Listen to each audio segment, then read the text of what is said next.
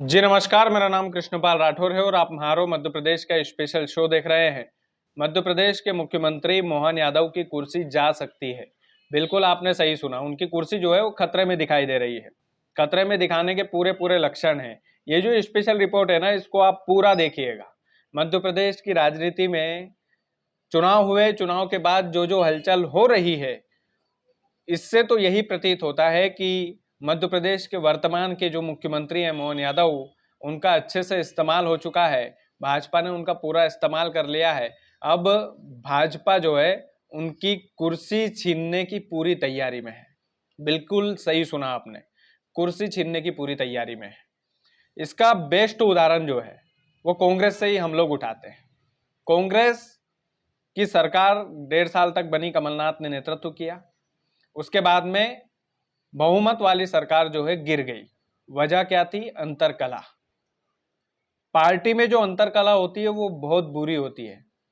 अपनों की जो अंतरकलह होती है वो पूरी तरह से सत्यानाश कर देती है किसी भी बड़ी इमारत का। बड़ी इमारत ये थी कि कांग्रेस की सरकार बनी थी। कांग्रेस की सरकार बनी और कांग्रेस की सरकार 1.5 साल तक चली, बहुमत वाली सरकार। अपनों की अंतरकलह ने उस कांग्रेस की सरकार को जो है डुबा के रख दिया।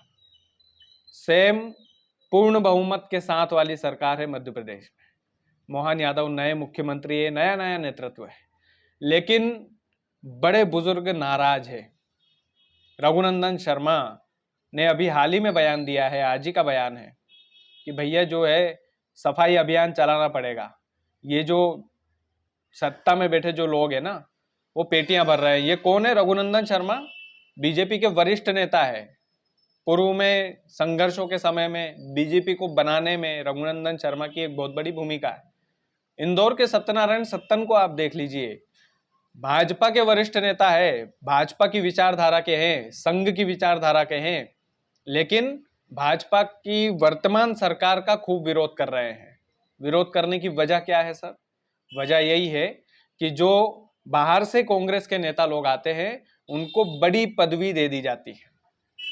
बड़ी पदवी दे दी जाती है। अभी कांग्रेस के नेता मंत्री बने हैं, रामनिवास रावत, और उनके मंत्री बनने के बाद जो नाराजगियां सामने आ रही हैं भाजपा के नेताओं की, वो कहीं ना कहीं एक बड़ा इशारा कर रही है। बड़ा इशारा इस बात पर भी कर रही है सर कि जिस तरह से कांग्रेस में अंतरकलह हुआ था, मध्य प्रदेश की सरकार में, मध्य प्रदेश के नेताओं में अंतरकलह बढ़ चुका है, क्योंकि नए नए नेता आ जाते हैं और उन्हें भर्ती कर लिया जाता है, और उन्हें भर्ती भी बड़ी पोस्ट के साथ किया जाता है। ज्यादातर नेताओं ने इस बात का विरोध किया है कि हम मेहनत कर रहे हैं, हम पुराने नेता हैं, और आप लोग जो है मंत्री जो है नए नवेले आदमी को बना दे रहे हैं। जो उसकी पार्टी दूसरी थी उस व्यक्ति की, वो बीजेपी में आता है और कैबिनेट में मंत्री बन जाता है। वो इस तरह की जो चीजें हो रही है, खास करके मध्य प्रदेश की सरकार में, क्योंकि बहुमत की सरकार है, और जब बड़े बुजुर्ग एक मत होकर विरोध करने लगते हैं तो कहीं ना कहीं ये खतरे की घंटी है, खतरे का निशान है। और ये निशान जो है महंगा पड़ेगा। ये खास करके जो नए नवेले मुख्यमंत्री है मोहन यादव, उनको महंगा पड़ेगा। खास करके मध्य प्रदेश के जो पुराने मुख्यमंत्री थे, उन्होंने नई टीम नहीं बनाई थी, वही चेहरे घूम रहे थे, राजनीति में बदलाव किया। और ये बदलाव जो है एक इस्तेमाल के तौर पर भी हो सकता है कि चुनाव में जो है यूपी के जितने यादव है, यूपी और बिहार के, उन यादवों को लुभाने के लिए प्रधानमंत्री नरेंद्र मोदी और अमित शाह ने गेम खेला हो। और वो गेम खेला है कि इनके मोहन यादव के साथ, कि इनका इस्तेमाल चुनाव में करके और फिर बड़े बुजुर्गों से विरोध करवा देंगे, और विरोध करवाने के बाद इनकी कुर्सी छीन लेंगे। और इसकी पूरी की पूरी तैयारी जो है मुझे लगता है अब हो गई है, हो चुकी है लगभग लगभग। अगर इसी तरह से लगातार विरोध करते रहे भाजपा के वरिष्ठ लोग, तो भाजपा हटाने में देर नहीं करेगी, बनाने में भी देर नहीं की थी, क्योंकि फट से बना दिया था। पीछे पीछे थे मोहन यादव कि आ जाओ भाई मुख्यमंत्री आप। लेकिन फिर अगर अंतरकला बढ़ी, संभालना अगर कुर्सी को नहीं आया, या कुर्सी को अच्छे से संभाल रहे हैं, तो भी बड़े बुजुर्गों का जो विरोध है वो खतरनाक होता है। वो अंत की ओर जाता है, समाप्ति की ओर जाता है। और यही अंतरकला कांग्रेस को खा गई, यही अंतरकला कहीं बीजेपी को ना खा जाए। कहीं ना कहीं इसका डर जो है वो शीर्ष नेतृत्व को भी रहेगा, क्योंकि रघुनंदन शर्मा ने विरोध किया, सत्यनारायण सत्तन ने विरोध किया, जो लोग मंत्री बनना चाहते थे, जो सीनियर थे, जिनको मंत्री नहीं बनाया गया, और कांग्रेस के कल के आदमी ने जो बीजेपी ज्वाइन की उनको मंत्री बना दिया।